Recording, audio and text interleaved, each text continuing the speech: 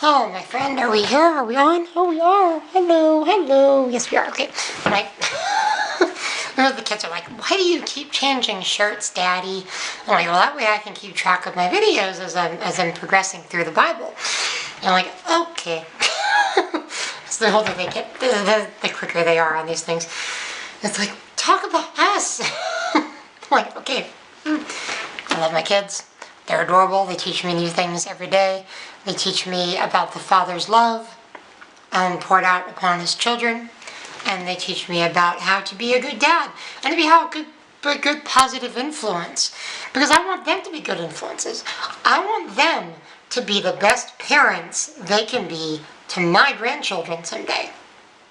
That's how I look at it anyway. We are in chapter 14 of the book of Proverbs, John. Thank you for joining me. I know it's been busy. Busy. All times are busy. It's good to get into the Word. And Proverbs is good, chapter by chapter, actually. Through a month, you could just deeply meditate upon the words. I'm going through at a rapid pace because that's a good way to begin a lifetime of Bible study, is to get a good overview first. When you're in a helicopter and you get an idea of everything that's around on the ground underneath, but then you finally get down there and you start digging deeper into each particular part of the word and you see what He has to tell you. Chapter 14, verse 4, where no oxen are, the manger is clean, but the revenue comes by the strength of the ox. You have to get messy to have a life. Don't miss the message in the mud. That's actually something that my pastor said a couple weeks ago. One reason why I like bringing my Bible instead of my computer Bible is I can write these little notes down in my margins if the pastor says something. I'll be like, I want to remember that. He did this whole thing about being stuck in the mud and everything. In this particular, you have to get messy. Life is going to happen around you. Get ready for it. Get ready to roll around in the mud once in a while because it's going to happen. But prepare yourself for what God is going to teach you through that. Because conflicts will come. Critics will come. Fools mock at sin. But among the upright are those who, with good, upright there is goodwill. Only God's way is good. There is a way which seems right to man, but in the end it's death. Even in laughter, the heart may be in pain. That's one of those deep truths. That's really good. He who oppresses the poor taunts his maker. That's there's a way which seems right to man, but in the end, God's way is it. His way is the best. Just skip plant B, C, D, E, and F, and G, and go right to A.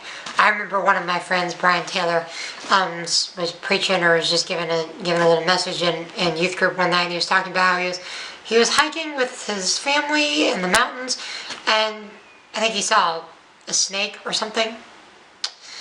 And he grabbed a rock, but he was at the same time praying, Lord, protect me. But then he also had a rock, so it was kind of like a plan B. I think that was how the story went. So if you ever watch this video, you can correct me if I'm wrong. But it was just like, you have a plan B while you're trying to, go with God's plan. Just go with God's plan. And God's plan is not always going to look like we think it's going to look. My church out in California was all ready to move into a new piece of property. They didn't realize that God had given them that new piece of property so that later they could sell it so that they'd have the money to build onto the property they already had.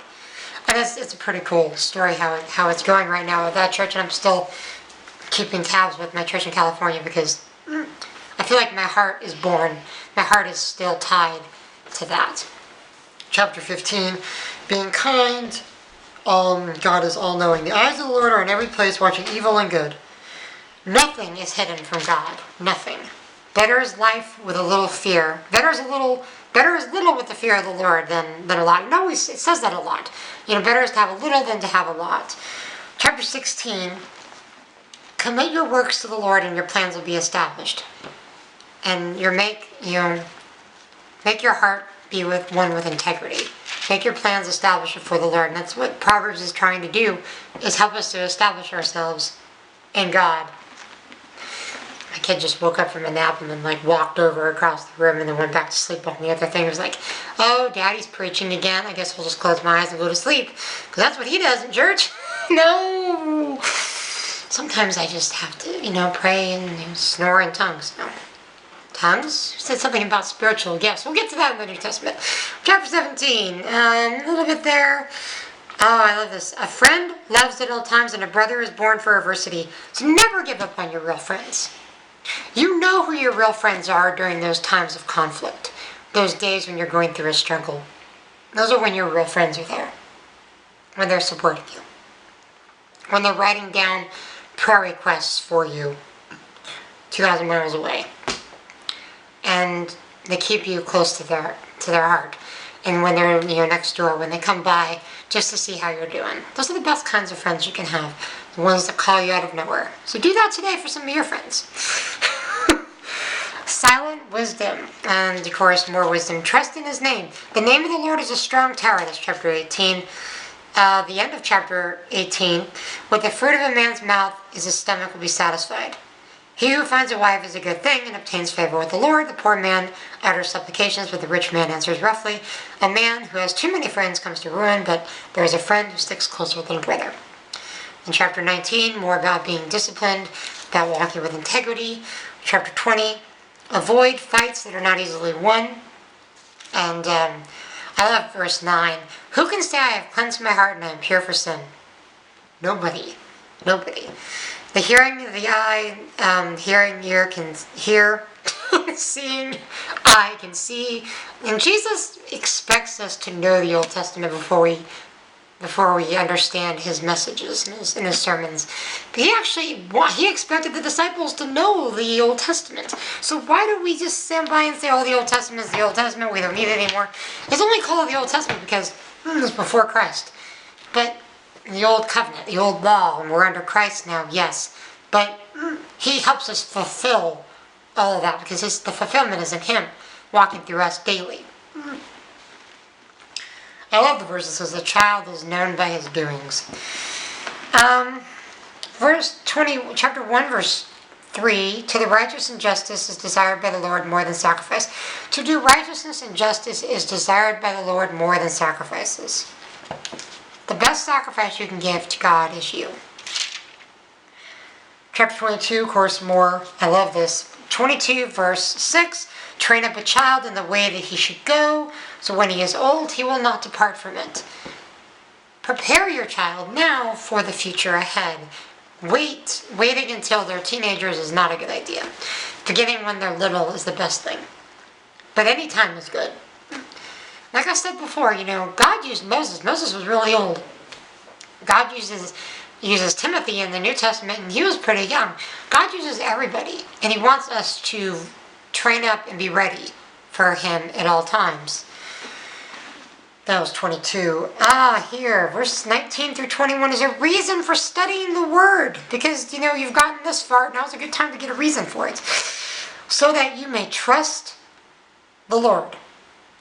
I have taught you today, even you. For I have not written you excellent things of counsel and knowledge. Have I not written you these things? To make you know the certainty of the word of truth, that you may correctly answer him who sent you. So that you're ready, that you can answer people's questions. Study the words so you can answer people's questions. Don't just go, sometimes, it befuddles you in the given moment, and you can just pray. Sometimes it's okay to say, I don't really know the answer to that question, but I'm going to go find out for you. And go find out, because there's plenty of resources out there to find out. Anyone can be a hardcore Bible student,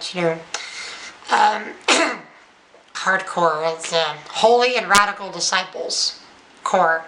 That was what we did in high school. Was the ones that wanted to get into the Word and study it in depth.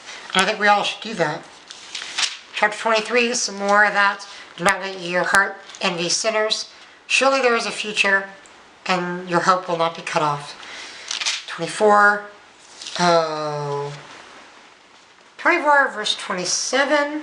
Prepare your work outside and make ready yourself in the field. Afterward, then build your house. See, this comes up in a movie called Facing the Giants. Very good movie, Christian movie, about preparing your fields for the rain, even though it hasn't rained and it doesn't look like it's going to rain. But preparing the fields now for what God is going to bring. Prepare your heart. Be faithful in the little that God has given you now, so that he will bless you with more later. And that's something I've been really, thinking about lately. And the little that God has given you now, may it be blessed to more later. Be faithful now with what He's given you. This little tiny bit, and He will give you more. Be faithful, my friend. And that is the end of chapter 24. We'll carry the rest of Proverbs in the next video. Shalom.